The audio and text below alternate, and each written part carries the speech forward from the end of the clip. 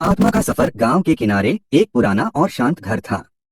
उस घर में एक बुजुर्ग व्यक्ति हरिराम अपने परिवार के साथ रहते थे। हरिराम का स्वभाव ऐसा था कि वह पूरे गांव में आदर से देखे जाते थे। लेकिन कुछ समय से वह बीमार चल रहे थे। एक ठंडी रात को जब पूरा गांव नींद में था, हरिराम की मृत्यु हो गई। उनकी मृत्यु के साथ ही घर का माहौल बदल गया। परिजनों के चेहरे पर उदासी थी, लेकिन उस घर में कुछ ऐसा भी हो रहा था जिसे कोई देख नहीं सकता था।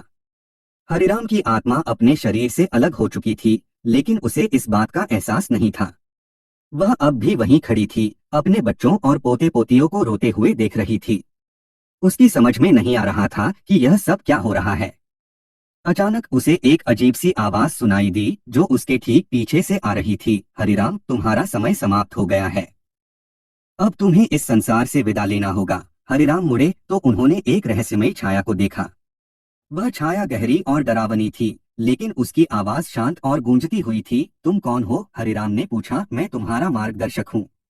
मैं तुम्हें उस लोक तक ले जाने आया हूँ जहाँ तुम्हारा अगला सफर शुरू होगा। लेकिन उससे पहले तुम्हें 10 दिन इस घर में बिताने होंगे। ये 10 दिन तुम्हारे कर्मों का लेखा जोखा करेंगे। हरिराम हैरान थे। उन्होंने छाया से पूछा, मुझे क्यों यहीं रहना है और मेरे परिवार के साथ क्या होगा? छाया ने कहा, हर आत्मा को मृत्यु के बाद 10 दिन अपने परिवार के साथ बिताने होते हैं। इन 10 दिनों में तुम देखोगे कि तुम्हारे कर्मों का प्रभाव कैसा रहा। यह समय तुम्हारे लिए निर्णय लेने का होगा कि तुम अपनी जिम्मेदारियां पूरी कर पाए या नहीं। पहला दिन, दुख और शोक। पहले दिन हरिराम ने देखा कि उनके परिवार के सभी सदस्य उनके शव के पास रो रहे थे। उनकी पत्नी सुमित्रा ने सफेद साड़ी पहन ली थी। उनके बेटे रघुवीर और बहू ने पूरे गांव में हरिराम के निधन की खबर फैलाई। हरिराम वहीं खड़े थे, लेकिन कोई उन्हें देख नहीं सकता था। सुमित्रा बहुत रो रही है, हरिराम ने सोचा। मैं तो यही हूँ, लेकिन उसे कैसे समझाऊं? पहले दिन में उन्होंने महसूस किया कि अब वह केवल एक दर्शक बन चुके हैं। वह हर एक व्यक्ति की भावनाओं को देख सकते थे, लेकिन वह कुछ भी बदल नहीं सकते थे।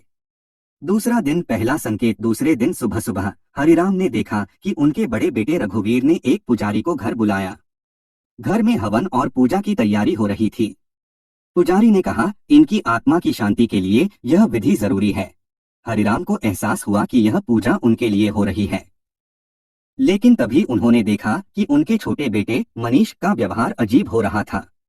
मनीष बार बार अपने कमरे में जा रहा था और किसी से फोन पर फुसफुसाकर बातें कर रहा था। यह मनीष क्या छुपा रहा है? हरिराम ने सोचा। उन्हें मनीष पर शक हुआ, लेकिन वह कुछ कर नहीं सकते थे। इसी बीच पूजा शुरू हो गई। जैसे ही मंत्रोच्चार हुआ, हरिराम की आत्मा को एक अजीब सी बेचैनी महसूस हुई। तीसरा दिन, छिपे राज। तीसरे दिन हरिराम की आत्मा ने देखा कि मनीष अपने दोस्त से मिल रहा था। वह दोस्त एक प्रॉपर्टी डीलर था। उनकी बातें सुनकर हरिराम के होश उड़ गए। मनीष अपने पिता की जमीन बेचने की योजना बना रहा था। यह कैसा बेटा निकला? मैं जीते जी तो इसकी हर जरूरत पूरी करता था, हरिराम ने गुस्से में कहा। छाया फिर से प्रकट हुई और बोली, यह तुम्हारे कर्मों का परिणाम है हरिराम। मनीष को तुमने हमेशा अधिक छूट दी। अब देखो वह तुम्हारे बाद क्या कर रहा है। हरिराम को अपनी गलती का एहसास होने लगा। चौथा दिन, सपनों का संदेश। चौथे दिन सुमित्रा को हरिराम का सपना आया।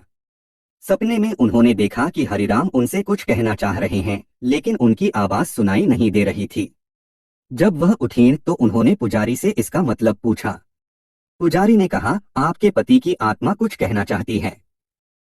उनकी शांति के लिए पूरी विधि करना जरूरी है।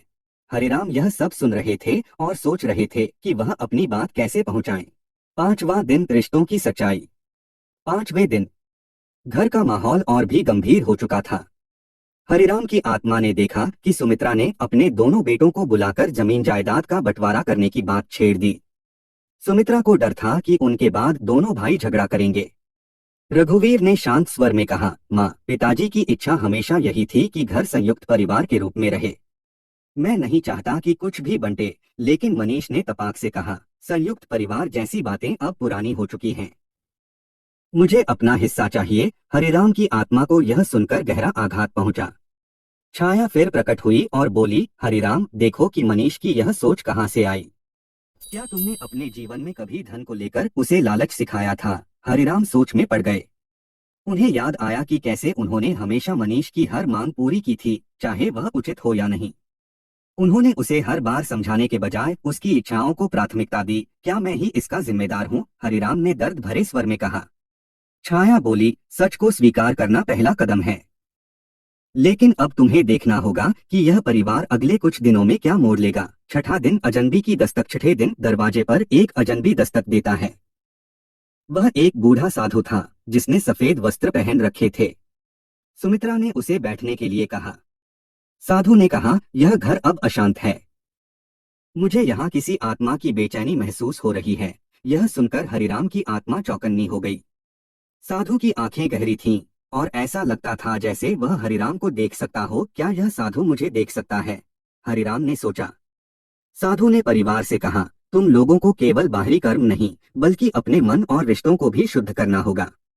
यह आत्मा तभी शांति पाएगी। सुमित्रा ने साधु से कहा, क्या आप मेरे पति से कोई संदेश पा सकते हैं? साधु ने कुछ क्षण आंखें बंद की और कहा, इनका संदेश यही है कि परिवार को एकजुट रखना तुम्हारी जिम्मेदारी है।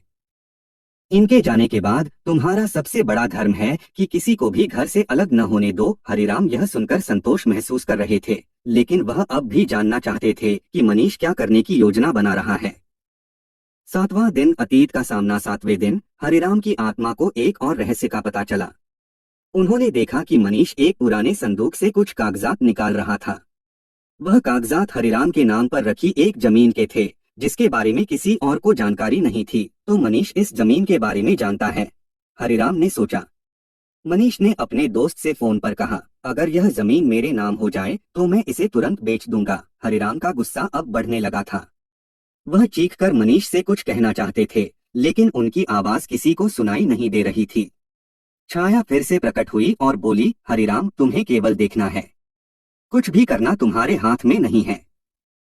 यह तुम्हारे पिछले कर्मों का परिणाम है, लेकिन मैंने यह जमीन अपने परिवार के भविष्य के लिए बचाकर रखी थी। यह सब गलत हो रहा है, हरिराम ने छाया से कहा। छाया ने शांत स्वर में कहा, यह तुम्हारे लिए एक परीक्षा है। जो कुछ भी हो रहा है उसे समझो। तुम्हारा सफर अभी पूरा नहीं हुआ है। आठवां दिन अनहोनी का संकेत। आठवें दिन घर में कुछ अजीब घटनाएं होने लगीं। दीवारों पर पड़ी हरिराम की तस्वीर गिर गई। रसोई में रखे बर्तन अपने आप खड़खड़ाने लगे। परिवार के सदस्य घबरा गए। सुमित्रा ने पुजारी को फिर से बुलाया। पुजारी ने कहा, यह आत्मा की बेचैनी है। घर में कोई बात छुपाई जा रही है। जब तक सच सामने नहीं आएगा यह आत्मा शांत नहीं होगी। हरिराम की आत्मा ने महसूस किया कि यह समय कुछ बड़ा खुलासा करने का है।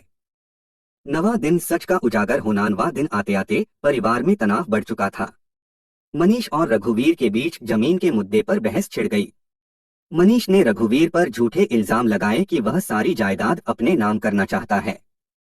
सुमित्रा बीच बचाव करने लगी, लेकिन मनीष ने गुस्से में कहा, मुझे अपना हिस्सा चाहिए वरना मैं घर छोड़कर चला जाऊंगा। उसी समय साधु फिर से घर में आए और बोले, यह घर तभी शांत होगा जब सच्चाई सामने आएगी।